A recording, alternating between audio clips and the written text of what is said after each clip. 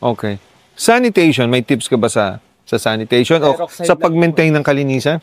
Peroxide. To be honest sa inyo, sir, ito po, pag hina-harvest ko, hindi ko nililinis. Dahil ganun po kalinis yung sistema ko eh. Katulad nito, na-harvestan ko na, hindi ko po yan nilinis.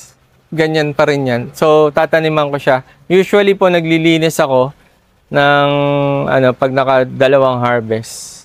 So, yun.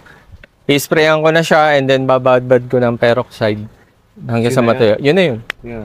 Wala kang problema sa disease, Wala ano? po. Sir ba, naglilinis ako 2 months. Every 2 months, okay. Palit tubig.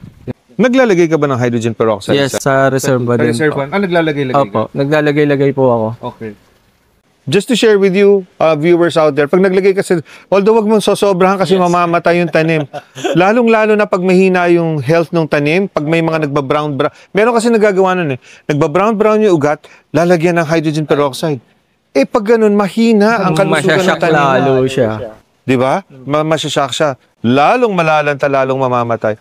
Pero kung gagawin mo siyang regular, kahit papano, what hydrogen peroxide does is pag nilagay mo sa tubig, tapos sakto may microbes or pathogens or may organic matter na ma-oxidize siya, ang mangyayari, i-oxidize niya, tapos ang may iwan, water and oxygen. Dissolved oxygen na yun. Tataas ngayon yung amount ng oxygen sa tubig mo na gagamitin ng tanim mo sa kanyang respiration.